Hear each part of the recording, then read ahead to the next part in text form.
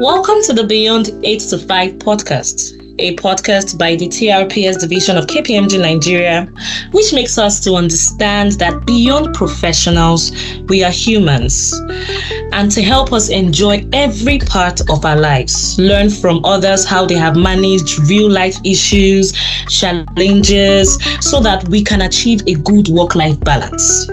So basically, the podcast is used to discuss issues we encounter outside of our work as professionals. And for podcast lovers, it's just the joy of listening to people speak while they learn and live. Now, if you're listening to us for the very first time, in case you don't understand the meaning of TRPS, it means Tax, Regulatory and People Services Division of KPMG Nigeria.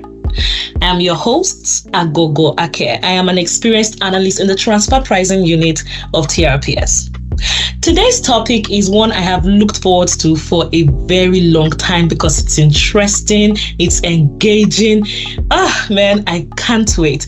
And I have some very amazing people who would be dissecting this topic with me. In fact, you need to hear these people speak. So keep listening. So I have here with me Kelvin Osobase. Now, he's an experienced analyst in the Energy and Natural Resources Unit of TRPS KPMG Nigeria. Now, a fun fact about Kelvin is he just got married. Like, he's a few months old in marriage, and I really want to listen to his perspective and hear what he has to say about the marriage institution. Secondly, I have with me Dayo Adeniji. He's an associate director in the Deal Advisory Unit, TRPS Division, KPMG Nigeria. And finally, I have with me Nneka Jethro-Iruobe. She's an associate director of the People and Change Unit in the Advisory Division, KPMG Nigeria. Now, I have a fun fact about Nneka. In fact, this one is really very, very, very interesting. So, Nneka met and married her husband in KPMG Nigeria. How exciting is that? So of course I'm going to delve into that and ask her how she met her husband, what was done, how she said yes, why she said yes to her colleague, so it's going to be really very interesting. All right, so I've spoken too much. Now I want you to meet our speakers one-on-one. So let's start with Kelvin. Kelvin, can you tell us a bit more about yourself? Hello, Aghogho. How are you doing? I'm doing well. Thank you very much. Okay, yeah, thank you. So my name is Kelvin Osobase. I work in the Energy and Natural Resources Unit of the TRPS division. I'm an experienced analyst. I'm from Edo State, so I love singing. I love fashion. Wow. What else again? Yeah, I love to travel. I just like to see different areas, see different places, learn about their culture, food, and all. What else again? I'm a Chelsea fan. Yeah, a diehard Chelsea fan. I think that is important to mention. Okay. Oh my God. Yes, all right. Yes. So do you want to tell us how long you've been married? Interesting. So I got married last year, December. So I would say I am still I think I was telling somebody the other day that I think I'm still in KG1 in marriage, right? So Wow. I think I'm like almost 3 months in marriage, yeah. Okay. I really can't wait to hear your views today. All right, so Dayo, please. Okay. Hi, AG. Like we like to call her.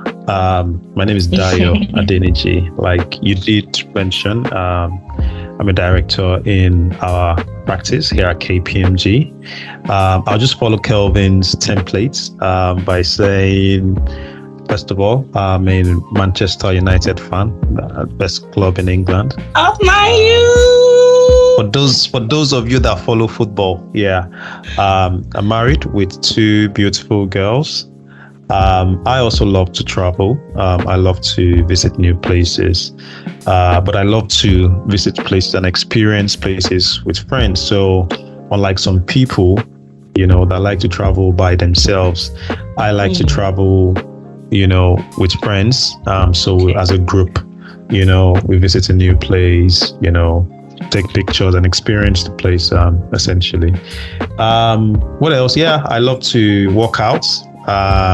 Since I started working out and I started seeing the results, I've never looked back. So that's for me, it's a huge part of me. So whatever it takes, I try to be active, workouts or exercise, play football. So that's me in summary. Okay. How long have you been married? Okay, I missed that. So I've been married since December 2013. So 10 years in December of this year. Wow. Actually amazing. thinking what to do for our 10th anniversary. I'd love to go to really Maldives, great but ideas, though. yeah, I mean, if my financial position can cover it, I know. I mean, like this. You guys said you're a director, but guess what? There's school fees also to be paid. Maybe when we delve into it, maybe Nneka too can say one or two things about that. So you want to go and enjoy yourselves, and you now be scratching your head, when you have to pay school fees few months or a month after that. But yeah, open to ideas. Interesting. Yeah. All right, Nneka, let's hear you. Okay, hi everyone, and thanks for having me on this podcast again. I think this is my third run on this podcast, if I'm not mistaken. My name is Nneka, like you said. I'm an associate director in the People and Change, but groomed in tax. I moved into advisory 3 years ago. So I'd worked with Wally for the first 12 years of my career in KPMG, right? So I've groomed in tax. I like to say that I'm a woman who is on an adventurous journey of mixing marriage, motherhood, ministry, and money making. So my life is essentially an adventurous mix of these four things, each with its own demand, some with multiple streams. This is my 15th year in the firm. I'm proudly blue. Like you said, I met my husband here. We're in the same team, one level apart. And we've been married this year, August, in about 6 months roughly, or 5 months. We will be married 12 years with three beautiful kids. I'm not counting. Yes, I always like to say that. I'm an author. I've authored 4 books. I have 2 books that have done about 10,000 copies. I'm a coach. I'm a speaker, marriage counselor. Yeah, that's about some of the things that there are to who Nneka is. I mean, with 12 years, you should be counseling the younger ones. So, oh my goodness. Even though I didn't realize that you were actually that long in marriage, you're actually my senior. You should actually. I'm sure the younger ones would have a lot to learn from you. Also, bearing in mind that you like to teach. I mean, I've seen some of your books. So nice one. Yes, Nneka, I think for me that is still in KG1. I think I'll need a lot of mentoring from you and teaching. Kelvin, that's no lie. That's no lie at all. Nneka, actually, there's this might that when women get married, they have to put their dreams on hold to give birth to children and to take care of their husbands and all these things. You have broken every single one of those glass ceilings. And I must say, I am coming to register in your class for marriage counseling. I need this knowledge. I need it so much. I think it's important, especially for anyone who is listening in professional services. The truth is, as a married person in a professional services firm, whether you're in the Big Four or you're in a law firm or anywhere, you just need to understand that people have done it before you. But understand that your own journey is unique and own your journey. I think I always like to say that whenever I'm asked to speak to women, own your journey. Don't say that, because somebody else is able to pull off 5 things and was able to pull off 5. No. I'm able to pull off 2 and pull them off one and be happy with it. So it's something I always like to say to people, especially within our context in KPM. You must be able to own your journey and say, this is my life. My life is busy already. What else can I possibly do? How can I survive through it? I think it's something I like to always say to people. Yeah. Okay, so let's dive right in. Like, I am excited already. This everything I've heard is just so amazing. So today, like I said earlier when we started, we're talking about catching feelings and catching flights, managing love as a professional. So, Kelvin, my first question is for you. What does it mean to catch feelings and catch flights? What does it mean to you when somebody says, or when you say, I'm catching feelings, or when you were catching feelings for your wife? What does it mean to you? Okay, interesting. So for me, I think when you catch feelings for maybe your partner, so for me it's just like developing this emotional feelings towards that person, right? You start getting attracted to that person, you start getting intrigued by what the person does. Like you think about that person when you are sleeping at night, that the person will be the last thoughts on your mind before you go to bed. When you wake up in the morning, you are thinking about that person. Like you're thinking about this person and you are smiling, you are at peace by the thought of that person. So I think that's just what it means for me, Sha. Okay, amazing. So my next question will go to Nneka. Now, I know you said you met your husband in KPMG, everything. So how did it actually start? How did it start? So that your husband say, fine girl, how are you? Then you now replied, So how did it? I want to know, were you crushing on him or was he crushing on you? Who did the crushing? Who did the accent? I want to know that part. Oh, wow. Okay, so I get asked this question quite often, and there are two sides to this story, right? My husband has his own side to the story, but my own side to the story is that we lived in the same area. I mean, when I joined KPMG, the very first day I came in, I was taking around. The question that HR asked me was, "Where do you live?" And I said, I lived in Aghogho last week. And they said to me, "Oh, this person lives there. This person lives there. This person lives in First." I put that you can join home. So we have this culture of picking your colleagues to and fro the office, right? So that was how we first started. When the same team in compensation and benefits, so it was a really small team, right? And we were going to work and coming from work together. Now we're both Christians, right? And he had always been, by the time I met him, was already in leadership in his church. And so on the way to and fro work, he would be playing messages in the car. And I was like, I like this person's pastor, that kind of thing. And okay. I didn't think there was anything going on there. I wasn't thinking. But I noticed that after a while, he'd start calling, he would drop me off near my house. I would get home and then he would call me and say, "Have you got to?" And I'm like, "Okay, you just dropped me for junction." Of course, I don't reach my house. Waiting happen, That's what my reaction in my head. But to his own side of the story was at that time, because I'm a very bold person, right?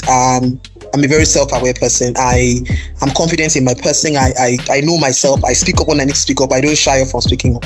So he said that to his own side of the story was that as I came into the team, I tend someone that walk into a meeting and I have something to say, and I would say, I didn't care if I was the youngest person in the team. I didn't care if there was an AD or partner. If I had an idea, I would share it. I would see things online and I would circulate to the team. "Oh, I saw this, so I think it would be interesting." And he thought, who is this one that just joined that is being forward like this? Kilo Day was her problem. And so he was a bit irritated by me, right? And yes, so to him, he was, in fact, he said there was a time when I was at the junction where he typically, I would join him to work, and he drove past because he just didn't want to have me in the same space with him. So I had to find someone else to follow to work, right? Because there was many options at the time then, a lot of people lived in the same area, so he started trying to reach out to me, to call me, to ask how I was doing, not from a place of, "Oh, I liked you," but from a place of, "I don't want to now hit you and be irritated by you, for you." So it was just a case of duty, like, "Well, let me just check on this person." But from there, right, I started visiting his church. We started hanging out together. I thought, he was interested. I had built a relationship, with I'd started going to his church often enough to like the church for myself. Okay. Right. So I was going, and then we started getting friendly. Yeah, so that's how we started. I mean, I guess you can ask other questions if there's any more detail you want to hear. So in terms of maybe how we covered it and all of that, so whatever questions you have to ask here. I have details, so I want details rather. So I'm going to ask more questions, but I want to ask Dayo this question because now everybody that knows me in KPMG knows that I like fine boys. Okay, so of course there are some fine boys that I've seen that I say, this brother is looking, very, very put together. And there are also other ladies like me. So how do you manage it when you're attracted to a colleague at work? Have you ever been attracted to a colleague at work even before you got married? And have female colleagues been attracted to you, walked up to you? So how do you manage the attention and the attraction? Dayo. Man, how come my own question is the toughest? Well, yeah, indeed, attractions do occur. Like when you put together young people in the same place. I mean, it's only normal, for this kind of instances to occur. Coupled with the fact that some people actually spend a lot of time. I mean, beyond the fact that we spend time at work together, a lot of time. Some people even go home together. So you have to, hit a ride with a friend. You guys are in the car, talking, and you kind of develop, some kind of likeness or attraction for someone. I've been involved in these instances, I must say. Whereby I'd spent a lot of time with a particular lady, and some kind of feelings developed, and you just generally have to evaluate whether that person is the kind of person you can establish something serious with. Do you want to have a relationship with that person or not? And I think that would really ultimately determine whether, how you want to pursue, that feeling. Of course, I've had instances where, someone, I give a very I would say maybe it was a bit embarrassing for me. So I did, when people just come in new hires and you have to do like payback or something, like some introductory talking to them, and when the lady came in, I was like, oh my God, I used to have a crush on you. And I really didn't know how to respond, but I just kind of downplayed it, but I mean, ultimately, if you do know that there is nothing is going to come out of it, you guys can still remain friends. Like I remain friends with that person, and we're really good friends. She's seeing someone presently, by the way, so she's in a relationship, and I believe she's in a happy one. So I think for me, it's really evaluating what you want out of it. It's absolutely normal for it to happen. It's very common, in fact. And personally, I also encourage it. I mean, we've heard good stories from these instances, like Nneka's story, for example. And I know many more people, that have dated and have, gone on to get married in the firm. So it's something I encourage. I always wonder, when I talk to my single brothers and they're like, oh, they can't find anybody. And I'm like, I see the very plenty, fine single women in this firm, so I encourage it.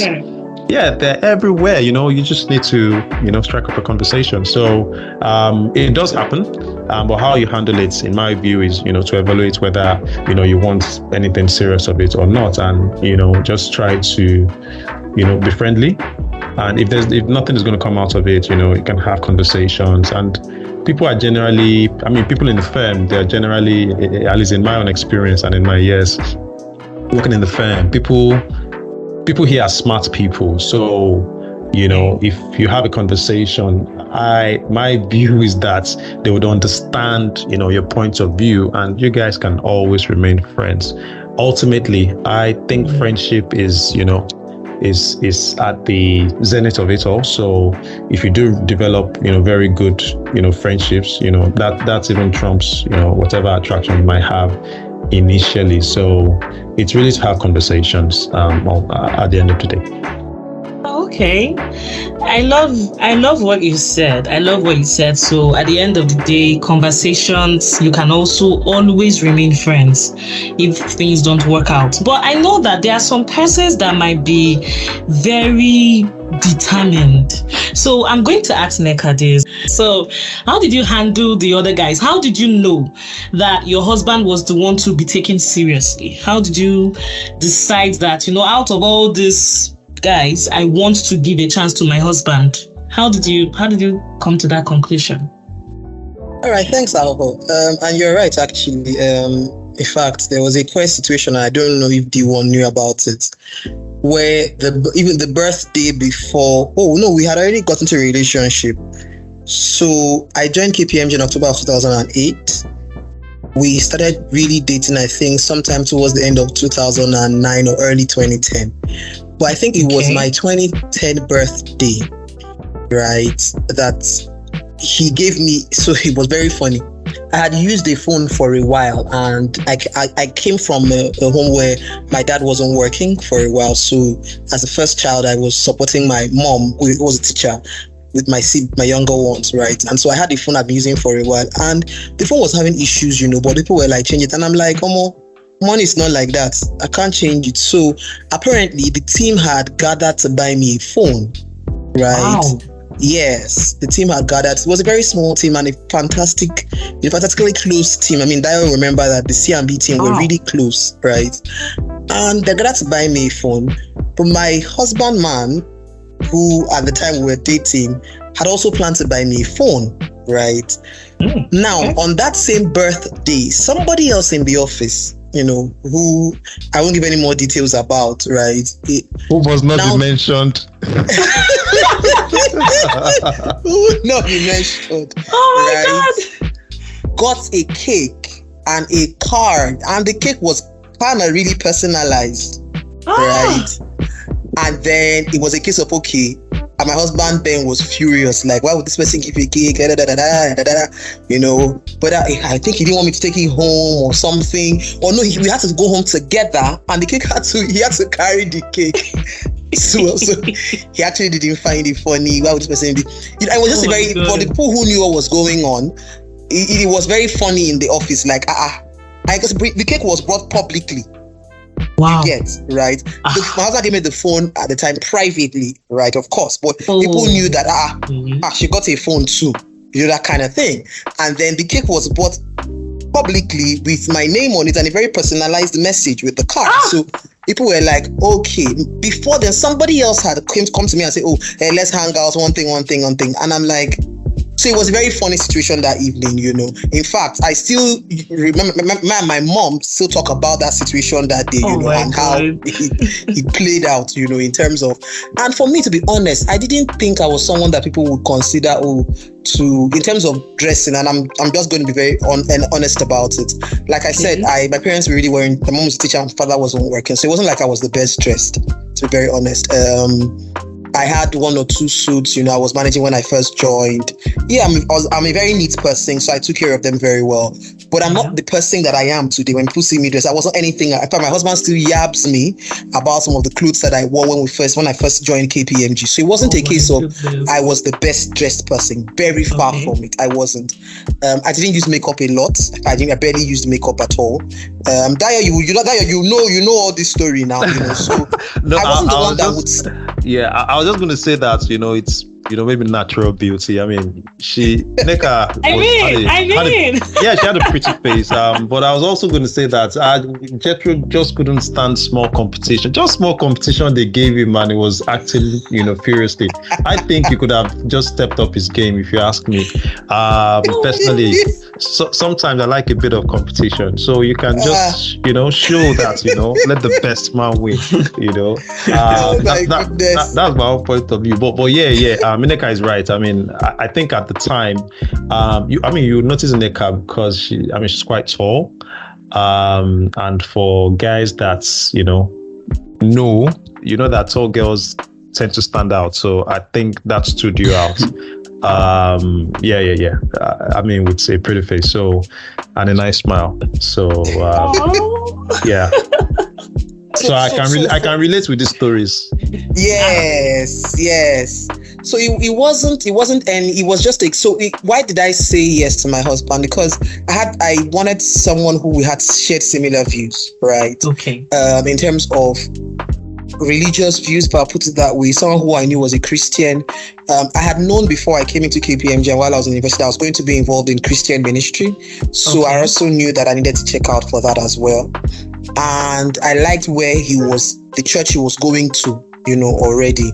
Even before he even said it, he hadn't even said anything at all, but I liked the church. I liked what he was listening to. And he really was committed to the journey. So he would call me very regularly. He would call me often. He really was ready to run to. I think going home together and coming to work together also helped. Right. For the third person, I just didn't vibe, because again, you say you like fine boys. My husband is a very good looking man. Very, very good looking. So, and he's a dresser as well. So my spec. and he's a dresser as well. So it was just, for me, he's a Christian, he loves God, his values were similar. I liked the church he was going to, because for me that was important. Like, this person, what's the person listening to? He's a good-looking person. He takes, he's someone like I was going to feel proud to introduce. Right, it was very important to me that I can introduce this person and say, this is my husband, this person I'm with. So those were the things. For the other two people, for one of them, we didn't, on the values level, there was no sync. The other person was more around the physical look, right? We're all still friends now, right? We're all still connected and we still talk and all of that. But yeah, that was why. And then again, I think, like I said, going to work together and coming back, and then I started going to his church, kind of made it easier, right? Oh, okay. And I just knew. Yeah, so even when I actually was about to start seeing someone at the time when he made his intentions clear. And it was easy to just say, okay, this person, I wasn't quite sure about you anyway. I think this is where I'm going. Yeah. Wow. All right. Okay. Oh my God, Nneka, thank you. Thank you so much. Like I said, I am coming to register in your school for marriage counseling. I know that one for sure. Okay, so Dayo, I know that you are a fine boy. I said you are a fine boy from the beginning, but something tells me that you have been served breakfast a time or two. So I want to hear the story of your breakfast journey and how you handled it and how you made sure it did not affect your productivity, or did it affect your productivity actually? So I want to know how you handled your breakfast, how you handled a lady trampling on your heart and everything. Well, am I right? Have you been served breakfast? Have you had the 127? Well, for me, I think it's even very easy because I don't take breakfast. I've not been served breakfast, but I mean, I like the subject, and maybe I should even just kind of react to the first question you asked Kelvin, when Kelvin said, talking about catching feelings. I was going to tell Kelvin that, Kelvin, with profound respect to, what you said, they said that wickedness is the way. So don't be catching feelings, be wicked. But that's just a joke. Oh my God, stay wicked. Stay wicked. I should stay wicked. Stay wicked. But on the real though, I haven't exactly been served in that manner, right? But I've had an instance where, something, a particular incident that affected me. So I found so there was this lady, I think it was in my first year of the firm, and we kind of got talking, and it was clear that we were trying to establish a relationship, but at some point I found that it wasn't going to work, and but I just kept managing, try to convince myself, why wouldn't it work and all that. And at some point she confronted me that, look, what's going on? I observed, this, and I just told her, like, look, I actually feel like it might not work, and I didn't think it was going to work. And she started crying, and we're in a restaurant. Oh my God. And I was so embarrassed. And I had to now start begging her, please, I'm so sorry. I didn't mean it, My God. And for me, that's that kind of affected me, and it also taught me a lesson that, you know, if you believe that, of course I was really young then, to be honest. I joined KPMG really young. So I was kind of naive, but I feel, I mean, knowing what I know now, before you get into anything, you know, try to evaluate first of all. Don't make decisions based on emotions. Try to see if there's something here, you know, so that you don't get into a position, or you don't get to a situation where you then regret, you know, the outcome, or you regret some of the things that would happen down the line. Because even if you try to serve the breakfast also, or if you are the one serving the breakfast also, it's also not easy. And there can also be like you are serving breakfast, and it's not easy for you to serve breakfast. Men will stay your wives. No, I think if you have a good heart, you'll find that it's actually not easy, to be honest. How do you tell you know, someone that is very into you that, look, sorry, it just can't work? It's kind of tough, you know. And I'm sure Kelvin, being a guy, the other guy on this podcast, I'm sure you would agree with me. I don't know if Kelvin, you've had to do that. I want to hear his view, because the way he has been laughing, he's sounding like he's the destroyer of hearts. That anywhere as he enters, he serves the breakfast, like 6-course breakfast. So Kelvin, please, I want to hear your breakfast story. Oh yeah, come and tell us. Come and confess. So, okay, for me, I've never been served breakfast, but I've had to be the one to serve breakfast on not on many occasions though. So okay, I'm this kind of person that I really don't have time for. No. I really don't have time for stress. Like, once I ask you out and you are like wasting. Once I notice that the relationship is not heading to anywhere sensible or to something better or great, I just call it off. In the sense that I don't want to hurt you. I always tell people, I am a one-man, one-woman person. I don't know how to cheat. So instead of me, and it's even very expensive to cheat. If I want to cheat, you will catch me, because I don't know. Most times I do my phone. You will surely catch me. So I just feel it's best I let you know. Like, okay, I think I've served breakfast like let's say 3 times to 3 different people, right? Kelvin, I'm still friends with the 3 of them. That's because stay wicked, Kelvin. 3 daughters of Zion, Kelvin. Man, I feel hurt on their behalf. No. So I think the first person I ever dated, the reason I broke up with her was, I was still young, so I was not wise, because I later regretted it. So I remember telling her that, okay, I want us to go our separate ways. Why? It's not like she didn't offend me, and I can casually say that, like, she loved me at the time, like so much. So I just woke up one morning and I'm like, oh, I think we should go our separate ways. And she was crying, and in my mind I'm like, okay, I'm sorry, but we just have to go our separate ways. But after some months, I was like, okay, let me even go back to this babe. And it turned out that she was already dating somebody, so I was served a semi-breakfast, if I can put it that way. Thank God. But before I met my wife, so there was this person. We've been going out, but she was not really answering me like that. So it's even funny that she told me, oh, I don't think I can date you because you are from Edo State. And in my mind, I'm like, what has my state got to do with us getting together? If you have maybe a mite or something you heard about Edo people, that's me. I'm Kelvin. I'm not you. At least you know me. You know I'm a Christian. You know I fear God. But she was just wasting my time. I just told her that, auntie, I think we have to go our separate ways. So before God now brought the bone of my bone and the flesh of my flesh to me. So the rest is history. Oh my God, Kelvin. See, I said it. I said that this fine boy that's from Edo State. They used to call them. Let me not say what they used to call you people, but now you have proved it. What did they used to call us? I don't know what you're talking about. I will not say it on camera. All right, so Nneka, I know, see, as a fine girl, I know you have also served breakfast too.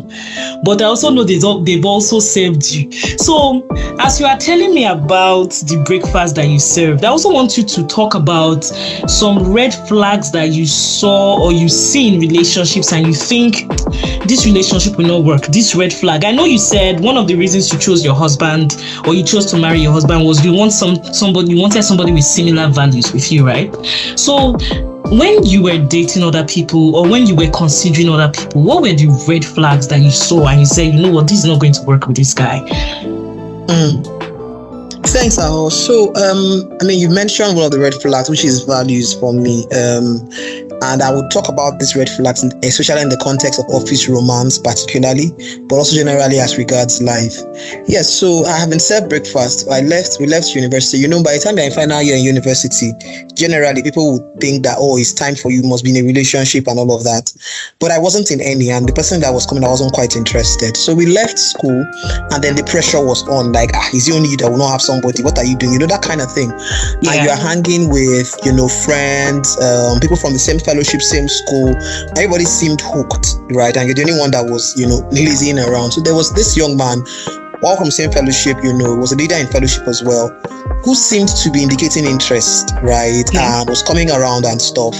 And so we kind of started a relationship, but I was not comfortable with it. So that's when I said, don't tell anybody that we are together, so to speak, right? And one of his friends, our mutual friend, had tried to hint to me that this guy is seeing somebody.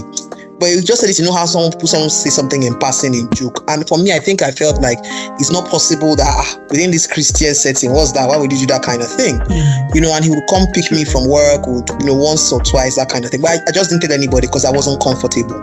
Some church programs that they had in his church, he would come to pick me, we would go together. And all of a sudden, it just started becoming cold, He won't call. We had the CUG line that, he gave me.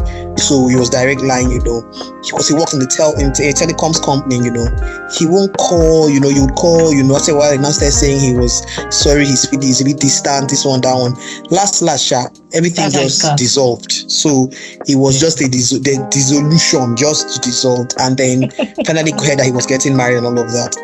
A couple of years ago, maybe like 5 years or more ago, I can't remember what had happened. I think I needed to find out information about something in his field, or for some reason. So I was on Facebook and I just buzzed him, and he's like, I'm so sorry. I could not believe it that this one you buzzed me today. I've always been feeling guilty every time I see you. And I'm like, no, life has moved on. Thankfully, I am happy. I was happily married and I am still very happily married now. Very, very happily married.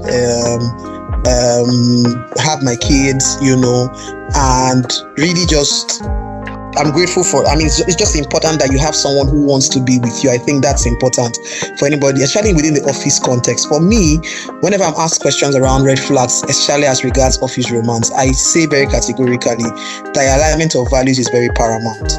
More so, because you don't want your gist to be going around.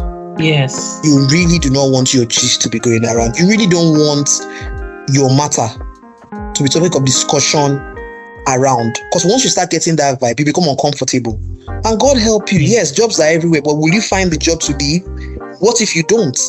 I remember that when I was getting married, my husband had to leave, yes, but imagine that they were, someone that had bad values, and there were bad vibes and all. Imagine me still being here how many years after? Yeah. How would I look at people who are looking at me who would have known the so-called bad gist? Do you understand? How would I feel?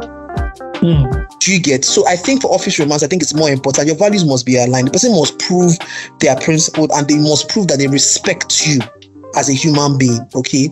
Another thing I always like to say for me, office romance, is to leave sex out of the marriage. I'm a Christian and I know that drives that value, but I think that more so in office romance, because again, if it's someone that is into talking about sex, carpets and things, the person begins to discuss your matter around. You really don't want that. So for me, again, that's another red flag I would say. The other red flag I would say is how the person spends money. Money is a major issue in marriage. Yes. Money is a major issue in life. First of all, let's even leave marriage. Even as someone that is single, how you handle money is important. How you spend, what drives your spending, why you do what, why you do this is extremely important. Then more so when it comes to a romantic relationship that's supposed to lead to marriage, what the person's views are about what money is, how money should be spent, if they talk down on you because they earn more than you, if they talk down to people because they earn more than them, their views on money for me. And there's so many red flags. Like, I think these are the three I will stop at. Money, I'll say leave out sex, and I would also say alignment of value, so that your matter doesn't become office gossip. And just happens that you need to now stay in that company for long. What becomes your fate? Wow. Oh my God. You hit the nail on the head perfectly concerning these red flags. Now, for the last question that I have, I was speaking to a very close friend of mine a few weeks ago, and I told her that, you know what? The truth is, if I continue like this, with the way I've been going, the only way I'm going to get married is if my husband breaks into my house in the middle of the night, kidnaps me, and takes me straight to the altar. That's the only way I'll marry. Because looking at the work we do here at KPMG, in as much as it is very rewarding, it's also very taxing. So at the end of the day, all I just want to do is sleep when I'm done with work, when I get back home. And my weekends, I want to catch up on my favorite TV shows, on social media. It's really exhausting. So what advice do you have for somebody like me in this situation that doesn't go out? I go from the office to my house to the market to wherever I need to go, but I don't hang out with friends. I don't have, any place I go to, in fact. So I'm always at home. So what advice do you give to me? I'll say that you need to stop being at home.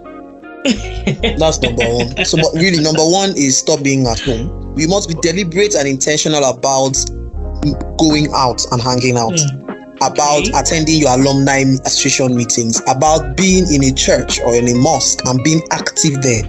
You've got to be seen. Man has to see with their eyes. They're not going to just, so you've got to be seen. So for me, it is start going out. Tell yourself if it is. So, again, everything I say is going to come colored from the perspective of myself being a Christian. Be in church, be in a department and serve. That's one way to be seen, right? Attend church meetings, single partnership meetings, be there, be active, be serving. You need to be seen. Your alumni, your university alumni is having a meeting. Go out, be active. Okay. Right? Go out and meet people. You've got to meet people, okay? In the office too, be a human being, be personable. Right, be real to you and be personable, so people can see you. And this is what happens with me and clients, for example.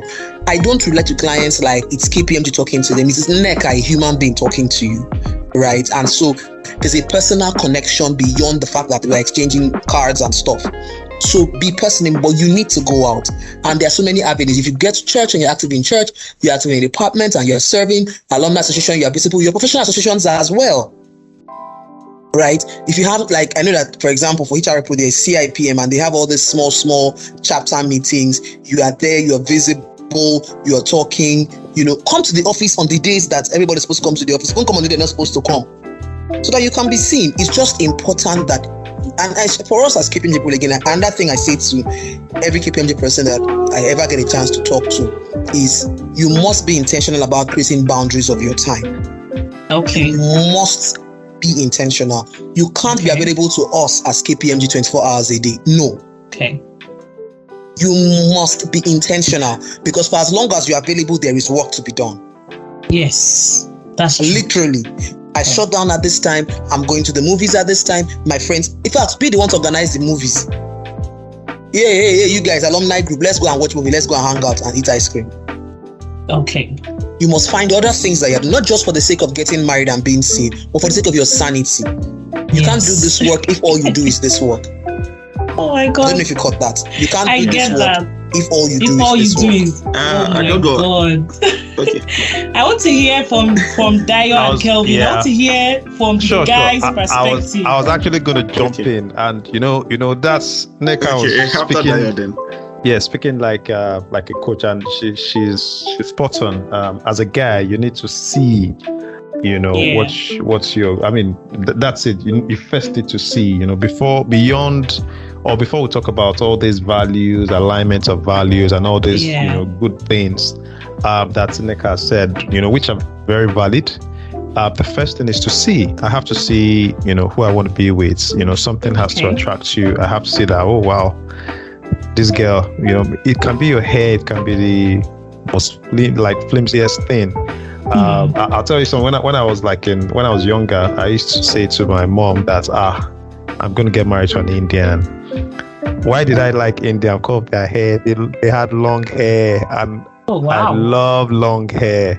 So of course, I was a child. Of course, I want to ask if your wife has long hair. Oh, strange thing. She had long hair, but she has cut her hair now. You see the irony. So that's the irony of life. But, okay. But yeah, I mean, the truth is, you just have to, see before these things happen. So as much as possible, you have to be out there. You just have to be out there. I think just to add, so that I don't rehash all the things that Nneka has said, also you need to look good. At least make an effort to look good. Guys are attracted by what they see. And if a guy likes what he sees, I mean, he's gonna come to you. So as much as possible, try to look good. I always encourage people, and maybe Peace will tell you, my team, hey guys, try to just add some spice, add some distance. So like me, I like heels. I know not every lady likes heels, but maybe you should try. Maybe if you used to wear flats, because flats shoes tend to look casual, maybe try to wear heels, once in a while, just to give you a bit of, spice. And and yeah, just go out, movies, weddings. I know Nneka was talking about church movies and all. I would add weddings to it, birthday parties, and you'll be fine. So that's it from me, Kelvin. So Kelvin, okay, you spoken well. So for me, I'd like to share my own story. So I think in 2019, I lost my dad, right? And it was that period I was actually writing my ICANN exam. So you know how hectic all these exams can be. So like Monday to Friday, I'm at the office. Saturday and Sunday, I'm at the lecture center, prepare for the exam and all. Even when I finished the exam, that was when my dad died, and I made a promise to my mom that I was going to come check up on her every weekend. So at a point, I was asking myself, like, this one that Monday to Friday, I'll go to the office. Saturday and Sunday, I'll go and visit my mom. And in our area there, I didn't really see any beautiful girl like that. Like, I was like, hey, how am I going to marry like this? Because the way it's going, and because I needed to be there for my mom, even the fact that we just lost my dad, and we share a very, very strong bond. And I didn't want her to start, like, missing him. But I knew, okay, at a point, I'll surely have to leave the house, So I was like, God, how will I settle down? And over there, so I was attending a church there. I'm a chorister, I actually sing. So I was like going there to sing. Sometimes she would call me out, please come this Sunday, come and sing in our church. I'll be like, hey, actually let me even go out. Maybe if I go to another church on the island, I'll see fine babes. But she was like, please come now. So I was always going. So that was where I met my wife. In a sense that, and what like God was trying to tell me that what you're looking for in Sokoto, you can actually find it in your Sokoto. Like there's a scene like that. Like because of the sacrifice I had to make for my mom at the time, I never knew I was going to find the woman I would end up with at that place. And I even had to ask, I was like, so we have a beautiful lady like you in this area, like how? It's not possible. Like when I go out, I don't see any I'm not trying to shade anybody, but like someone that suits your taste, you get, like I didn't see anybody like that. Kelvin, see, I'm tempted to look for you in the office now. Let me see this fine book. I will come and look for you myself. when I met it's not wrong to have a very high taste now, Kelvin. So if you have high taste, please be high taste too. Please. No, it's not. Nneka's husband is very handsome. I am a fine boy. There's no two ways about it. So when I met her, like I knew, it just dropped in my spirit that this is your wife. I don't think I'd ever said anything like that.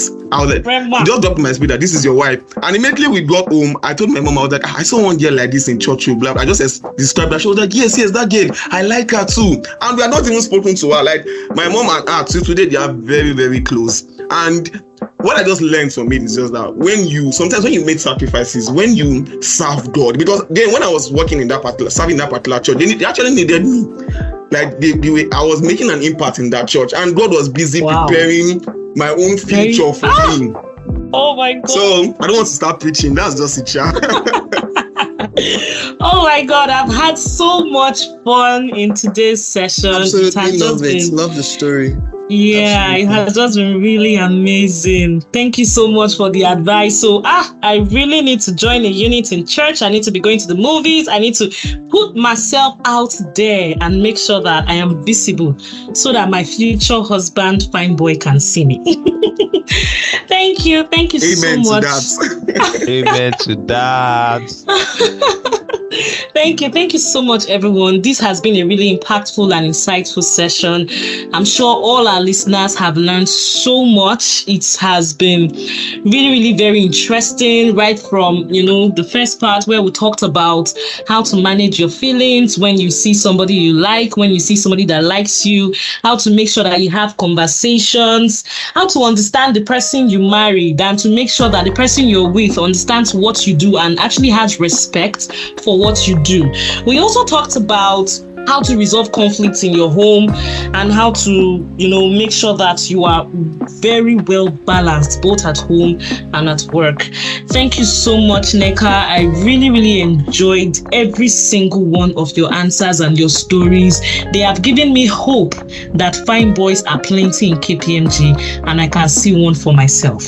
Thank you so much, Kelvin. It has really been amazing talking to you. Thank you so much for your contributions and your stories. And Dayo, thank you so much. This session would not be complete without you. I love your unique perspective that you brought to it and how you were able to marry everything together. Thank you so much. This has been a very interesting time. So until we come your way again next time, please keep listening to Beyond 8 to 5 podcast.